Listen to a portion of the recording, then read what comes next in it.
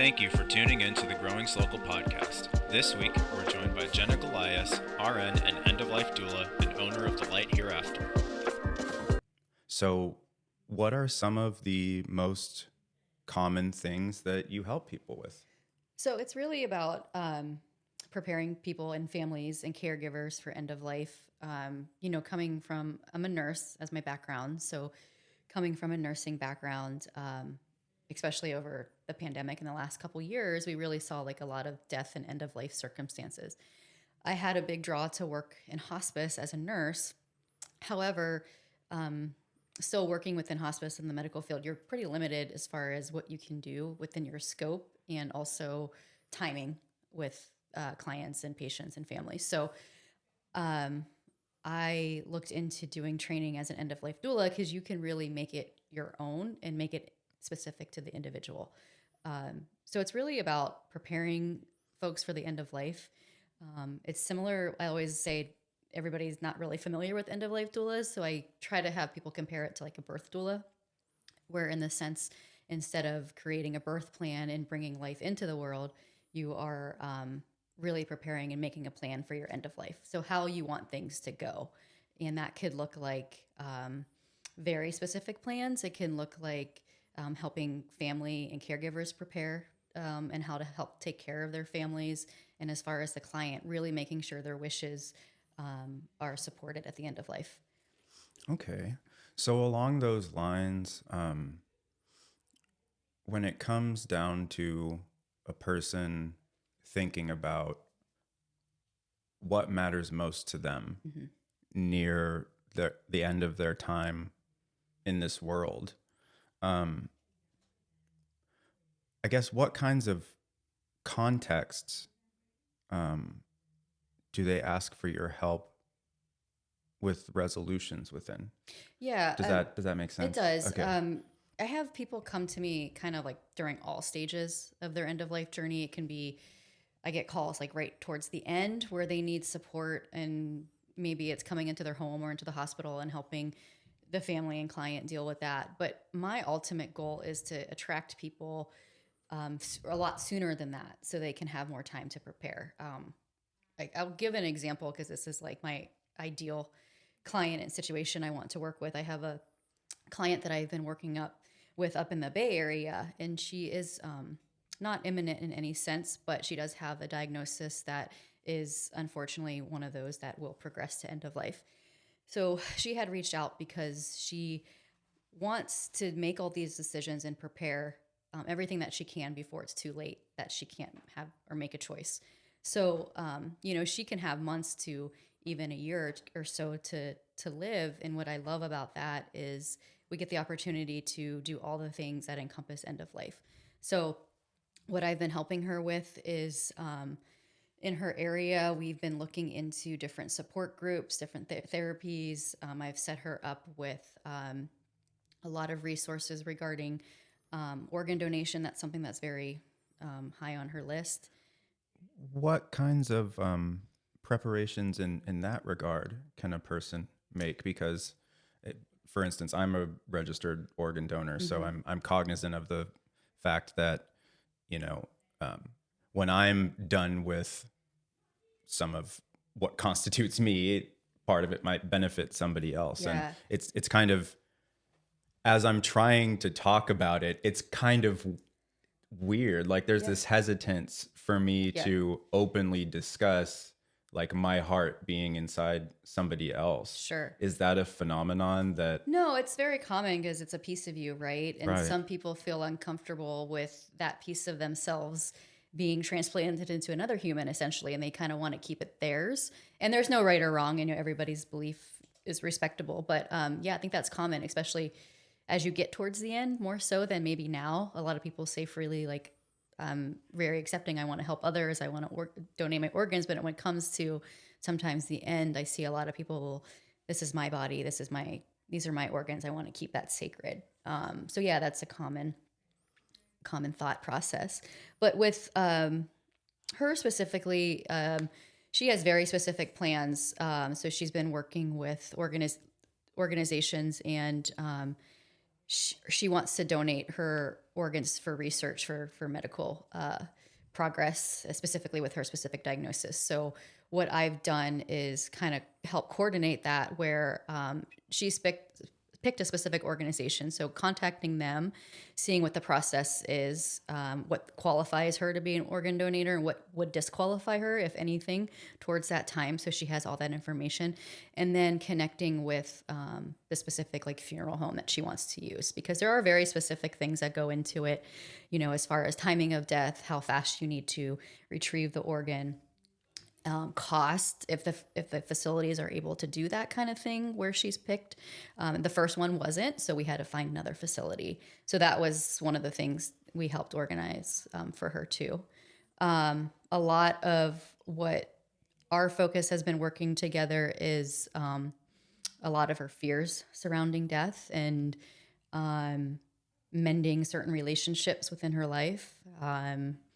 And then also, how does she want to leave her legacy? So she runs a very well-known and respected nonprofit. And one of her things over the past years that she wanted to do was close that down, because it's too much for her to continue to manage. So I just helped her kind of navigate that, and then what that looks like for her future. So she's decided to keep a legacy with that project, and like an open kind of Facebook page where people can still come in and comment and be of support. And then she's taking her monetary values and dispersing it to other organizations as well. So that was a big thing that we worked on together. And then as far as her relationships go, she has children that live far away. So they had come to visit her within this past month, knowing that it could potentially be the last time that they see her. So we talked a lot about like what we want that visit to look like, and topics of discussion, and how does she want that to feel. And she had an amazing visit with her son. Wow. As I'm listening to you recount all of these very specific details of how you're helping this person frame their perception of the end of their time, it's very touching. You get to really experience, like, I feel like you're in like another level of personal connection with your clients. Like, there's nothing holding them back from being honest with you. Right. And that's what I, when went into this, wanted to separate, I am helping them somewhat in the medical field too, with connecting them with resources and teaching about caregiver training and providing that kind of work. But specifically within the medical field, you're so limited on what you can do for these people, which is why I really wanted to do the end of life doula. Yeah. And it's,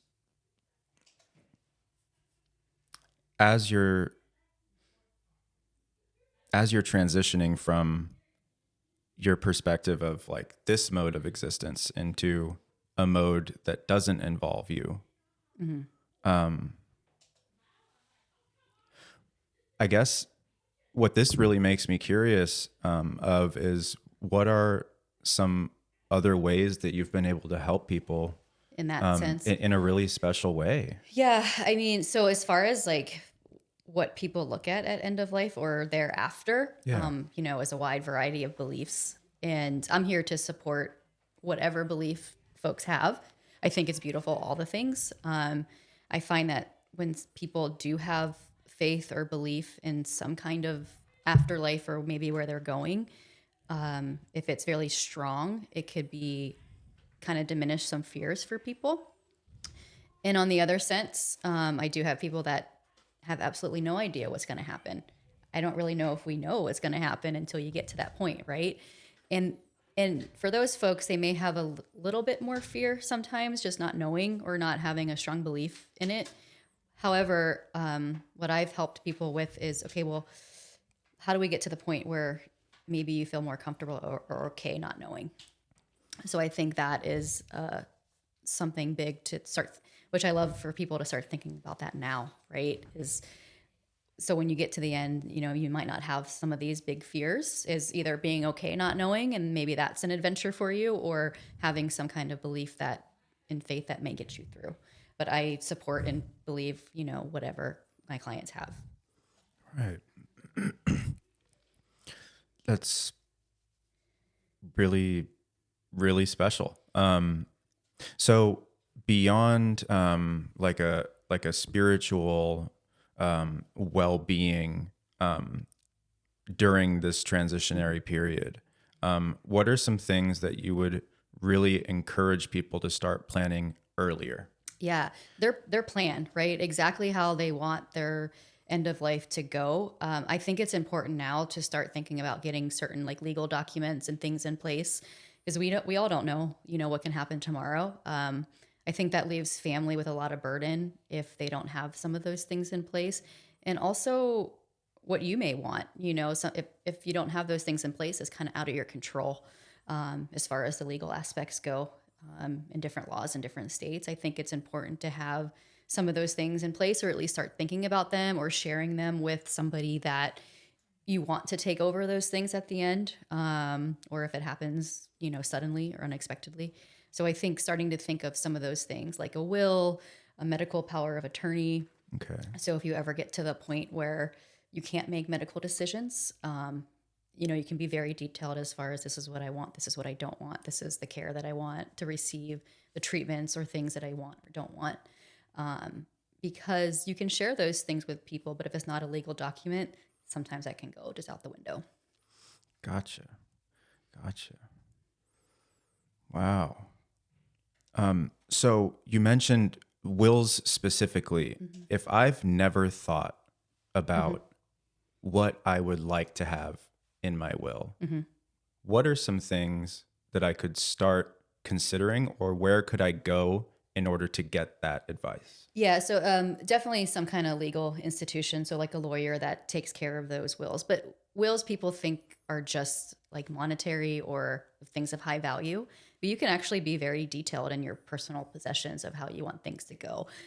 Like your bracelets, or like you can, if there's something very meaningful that's important to you that specifically that wants to go to somebody, you can be as specific as possible. Okay. From a financial standpoint, what are some things that you would encourage people to consider earlier rather than later? Yeah, good question, because I'm running into this a lot, especially with different insurance things. It's good to look into like life insurance policies that cover expenses for like your end of life services, even if you don't necessarily want a funeral or a burial or something like that. And even if it's something as simple as cremation, there are costs that go into that. So I think from a financial perspective, starting to look at your policies and making sure that certain things are covered, because that accumulates and can be quite a big expense depending on your wishes and your plan. Right. Okay. So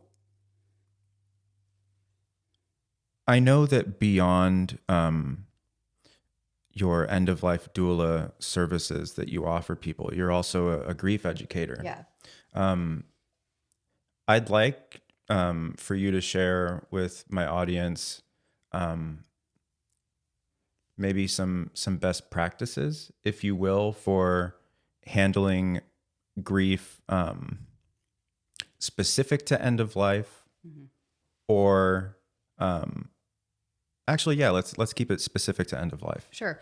So that's a very individualized question. Right. It's a big topic. Yeah. There's lots of things that go into grief and how people handle grief in their course of grief.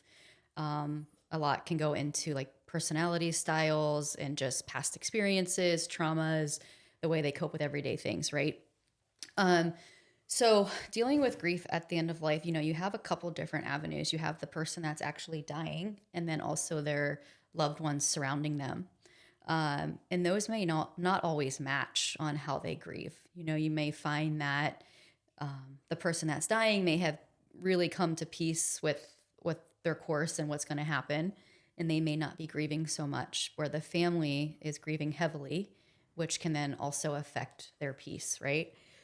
Or vice versa. The client that's nearing the end of life may really be grieving their life or their end of life, where the family may be more at peace. So it is individualized. I always recommend that you know that and know that straight on. So if you see a family member really struggling and you may think, why am I not having this hard of a time? Or vice versa, that person is struggling and they're looking at their sibling being like, why are they so okay with that? Know that it is an individual process and we all process and heal and experience things differently. Now, if I'm struggling with grief, how do I approach you? How do I start that conversation with you? Because getting past that initial threshold, I think, of maybe privacy, Yeah. can be a lot for some people. So how would somebody who's just now being exposed to you, who's struggling with grief, how do they start that conversation with you? So that's a question, because a lot of people I find really, when they're in the thick and throes of grief, a lot of times they have trouble opening up to people that are within their close circle sometimes. Not always, but because it's a very vulnerable place to be. So sometimes finding somebody like myself, like a grief educator or like a licensed psychologist that they don't know necessarily on a personal level, sometimes people have a lot more opportunity to open up fully. And that, always comes down to feeling safe with somebody. Most people in grief, it's funny, they don't necessarily want all the, how do I fix this? They don't necessarily want me to tell them, these are the steps that you need to do to get over this. This is what you need. This is what your plan should be. In 6 months, you're going to feel better if I tell you to do this. Most people in grief just want to be seen. They want their story to be heard and they want to be understood. So that's my goal, is to provide that safe place for them. And then from there, yeah, I certainly can give them things that may help them. But like I said, the majority of the time, they don't want that answer. They want to know that people can see them and understand them through this process, which you sometimes may not get from close family members because they just want to see you feel better right away, right? Mm-hmm. So they kind of bypass letting them just sit in their grief and their feelings. Yeah, and since there are so many different types and sources of grief, like levels of complexity of grief, I guess, what specialized resources do you connect people with? Any kind of resource within the county or wherever they're located, for sure. I have a realm in which I can practice, but I am not a licensed psychologist. So I feel like if they need, more support with certain things, then I would recommend them to some folks that are specializing in that area, or maybe it's other resources like very specific support groups, dealing with a specific type of grief that may be good adjuncts. Just like with any form of healing or wellness or holistic modalities, I don't think there's one thing that can help everybody. I think it's an adjunct and a combination of many things. So I think working together within the community and providing resources is like the best way. For sure. And a lot of times, people in grief actually really don't seek out help till like the 2-year mark. and that's a shame. Tell me about that. So I feel like it's either people are ashamed or people feel like they can just get through it on their own within their own resources or their own, healing modalities. So I find that the sooner people seek out resources and seek out help, the better. Because if you think, say, if we're talking about end of life or somebody close to you passing away, you're sitting in that grief for 2 years without necessarily being open or seeking out different help or resources, that can definitely emulate and start to cause other problems in life within your relationships, health problems, that can manifest into diseases if you're not taking care of your mental health. So that's why it's, I think, super important to reach out sooner and find resources to help. Yeah. Wow. I'm sorry. The topic's just, it's very like profound, and how, I guess like whenever I'm asking you a question, like how understanding you are about like the emotion of it and how seamlessly you open it up to what could be important to the individual, I think is what is what is making my interpretation of what you do so special. It is. It's about the person individually. It's not looking at, statistics or everybody as a whole, like they're the same. Like this program is going to work. I don't create a specific program like step by step because it's not going to work for everybody. I tailor it to what their needs or what their highest priorities are. I have had clients that really need help with the legal aspects of end of life, or sometimes they come to me, they say, I have all this in order. I want to get down to like the emotional piece or my end of life plans and what's meaningful, how to live my days better. So like, it just depends, right? Or some people might need more medical guidance and resources in that aspect too. Yeah. Sometimes I have people that come to me that are the client dying, or just family members, or even like nurses and caregivers that are taking care of them that may be on the urge of burnout that I can help with too. So a person experiences grief and this opens them up to a need to resolve that grief. And you're here to connect them with how to resolve that grief or maybe some things to begin to try or begin to consider. Tell me about how you open people up to that. So I don't really love the term resolve because I don't know if our grief is ever fully resolved, right? We always still have a piece of it, even if it's always going to be there. It's just about how do I lessen it, the effect of it, and come to more peace with it. I think to say you're going to be completely resolved of grief is a hard one to say that that's a concrete belief. But yeah, so like I said, the first step is just getting people to open up about their experience with grief and how they're experiencing it, and then helping them navigate their feelings and navigate that and giving them tools and resources to utilize.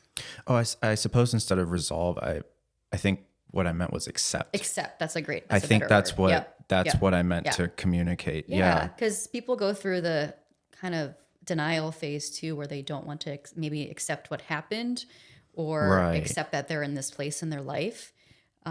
So again, I think a huge part of that is letting them open up and tell their story and letting them be seen. Right, because there could be a lot of other different triggers, causes. I mean, wow, yeah, you're really opening my mind up to how complex this is. Yeah. And why we need to be able to talk about grief in a more constructive manner, because I'll get on a little mini soapbox here. But when the pandemic hit, global health crisis, at least that's how I consider it. It was a global health crisis. And what I figured was going to come after that was a global mental health crisis. And what I figured was going to come after that was a global financial crisis. But the pandemic and its compounding effects of like interwoven intensities of grief and how those impacts cascade out over time is absolutely incredible in scope. And so what would you want us to begin considering in order to lessen the negative impact of grief? Because grief is going to be experienced no matter what. But how can we live with grief and accept grief as opposed to allowing it to control our lives? Yeah, I think you're right. All your predictions, right, about the pandemic. I really don't even think we've seen the tip of the iceberg when it comes to mental health and grief since the pandemic. I think it's just starting. I see it really highly in the medical world and medical professionals that the grief is just starting to come up. And I think it's really taking a toll. When you look at the pandemic, a lot of the big thing was isolation, right? We were very, very isolated. Some people more than others. I know from working in the medical field, I can tell you we were very isolated. You know, we would go do our job, come home. No one wanted to be around us. The community didn't want to be around us because we were healthcare heroes, but yet they didn't want to be near us because the possible spread of the virus. So it was very isolating. So I think when it comes to grief in terms of the pandemic, I think coming together in community really would be the first thing, because people were so isolated for, you know, the 2 or 3 years that it went on, and they learned to be by themselves, deal with everything by themselves, and internalize a lot of the things. I mean, there were outlets like social media, which I don't think was very healthy at the time, but that real in-person connection and community, you look at kids not being able to go to school and the impact that they have now on their lives. So I think the number one thing would be in the presence of the community and people and share, because we did it alone for so long. Let's start coming back together. Right. You know, it's slowly getting there, but there's still so many things that are just done online, just done virtually. And that was a great option at the time. And I still think to some advantage now, but nothing beats that in-person connection when it comes to healing and dealing with grief and things. Right. When you're in person interacting with somebody, it's fundamentally different, because like if I'm interacting with you and you're half a country away, we're kind of in our own experiential time capsules. Like we're not within the same context. Yeah. We're in separate contexts, interacting in our own kind of timeline along all of those interactions. I forgot where I was going with that. I probably had a good point. But yeah, the in-person, like you get a lot more, obviously, connection. You know, you can read people's body language, you can make eye contact, even physical touch. Those go such a long way when it comes to our mental health and grief and all the things. Right. You bring each other together in the same experiential context, and that opens you up to growth and change. And I'm more apt to be super open and vulnerable, like one-on-one when I'm talking to somebody in person rather than over the phone or on Zoom. Not saying you can't get there, but it's just a different connection and a different form of safety, I feel like, when you're in the presence of somebody. Yeah, it's much harder. Like you have to be kind of in like the same plane of conversation, you know, if that makes sense. Yeah. Like we're both here, we're both agreeing upon the subject matter, we're not distracted. So the variations of the subject matter are allowed to be explored a lot better. Right. And that as a concept copy pasted into the grief conversation. Yeah. You're recommending let's start to have more shared experiences so that we can identify maybe with ourselves and with each other a little bit better. Yeah, does that it make does. sense I mean, where you're going? All our experiences are very different, right? Like the death of your mom or your child is going to be different than your neighbor's death of their child or mom, right? But we all do have shared experiences, and I think we can learn a lot from each other by sharing and communicating. So even if it's like support groups or grief circles that maybe are specific to what you're dealing with, I think those are important.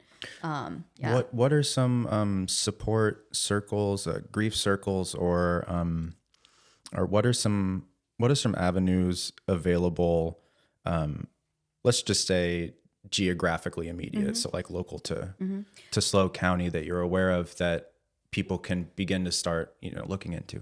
Yeah, I mean, obviously there are different support groups. I see a lot in this area of like mom support groups necessarily, but I don't see a lot of support groups surrounding like end of life and things like that. I know like SLO Hospice is a good resource.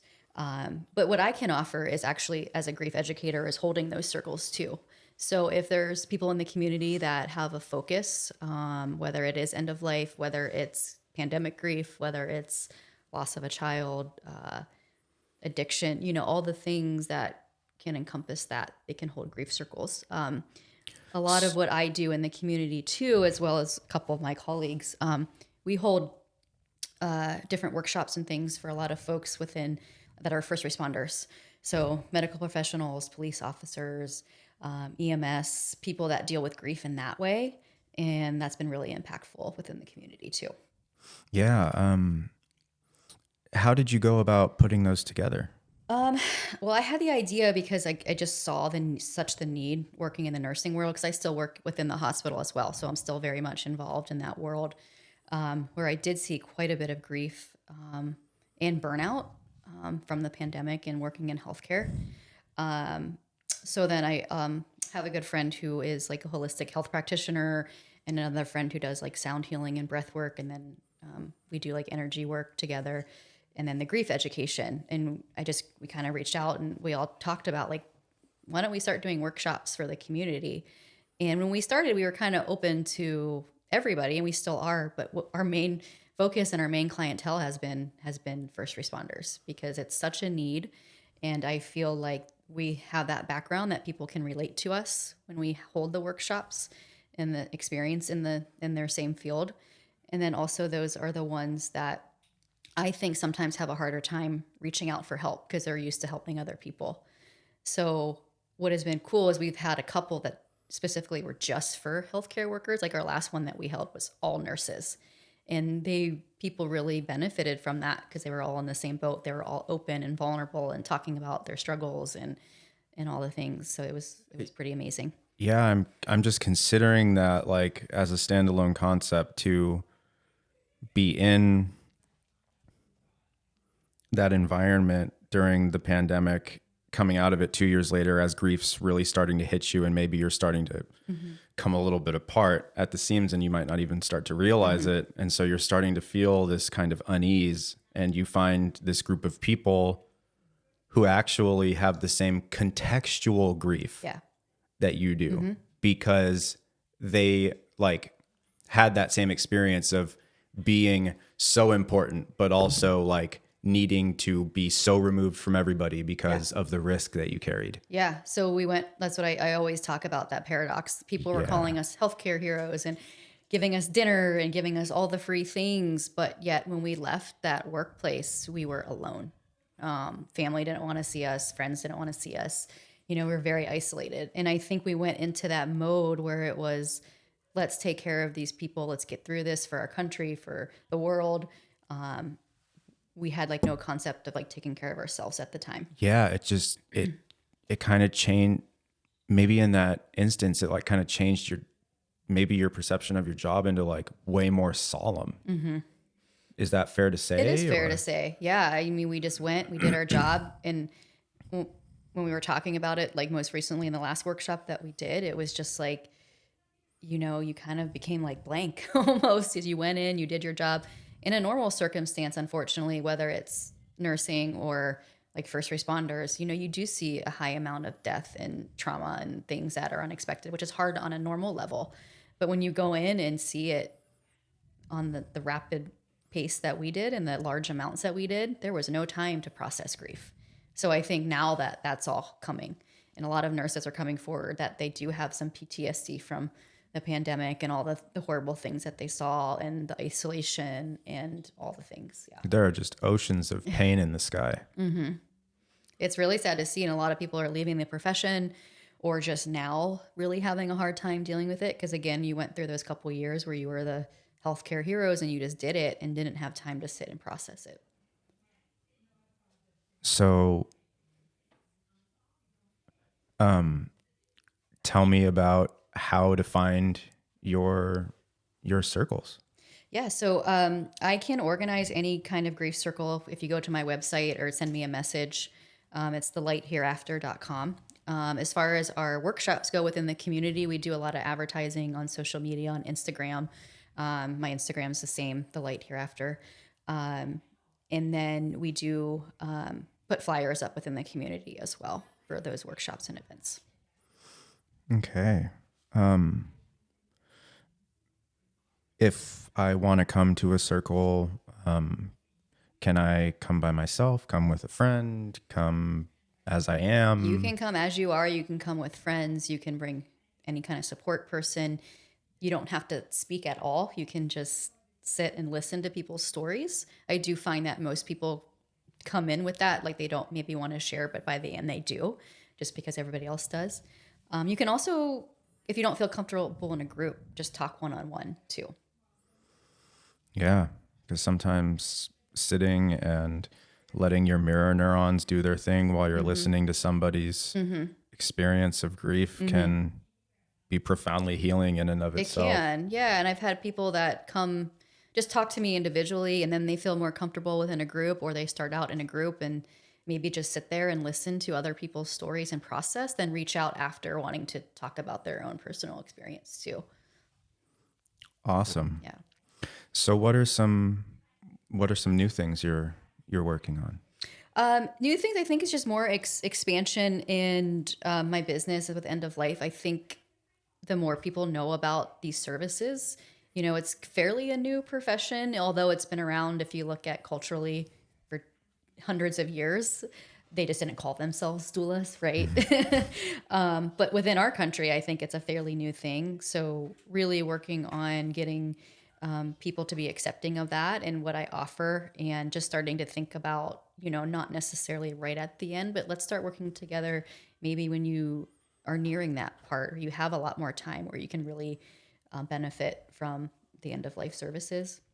Continuing to do a lot of work in the community within the healthcare profession, as far as helping nurses and first responders with burnout and grief and self-care, because a lot of times we don't take care of our own health and wellness and self-care. And just continuing to do the health and wellness track as well. Is there any particular kind of partner that you might be looking for in, like offering your services? Like, are you looking into maybe like a different combination of services that you could offer, or? Oh yeah, of course. I mean, working with my two colleagues, we do offer some different things as far as like different healing modalities, but any wellness center or even health center, like different hospice centers, I think we all can work together because we all provide different things. Like even the medical world, like I think the best form is if we all can come together, whether it's health, wellness, end of life, Okay. And where can they find you? So they can reach out. I have a website. It's www.thelighthereafter.com. And that's also my Instagram, The Light Hereafter. And there's just a form on my website that's just a contact form that goes to my email. And you can also email me at thelighthereafter@gmail.com. And we can set up a phone call. And is any time okay? Yeah, I usually provide a couple times, several times throughout the week where I'm available, that if I'm not working a nursing shift or have a client at that time. And then we can reach out just for like a consult and kind of see what they're looking for and what that I can help them with. Amazing. Well, thank you so much for sharing such personal experiences of such a difficult topic. Yeah. I mean, like I keep trying to figure out different ways to say this is incredible. Thank you. But it almost renders you speechless how noble the work you do is. Yeah, and I'm obviously very passionate and believe in it because I know the benefit of it, and I wish more people would take advantage of it and really honor what's important to them at the end of life. I think it happens sometimes too quickly that they don't get that chance, and that's the bridge I want to gap. Yeah. So if you're in a place where you're starting to consider the end of life process, Jenna's here for you to reach out to. She's a phenomenal resource. Hopefully you've been able to develop a really good appreciation for what she offers to the world. And she's right here for you to find when you need her. Thanks, Scott. Thank you so much. It's an honor. You too. Thanks. Thank you for watching or listening. We'll be back next time with another wonderful guest. As always, rely local, SLO County.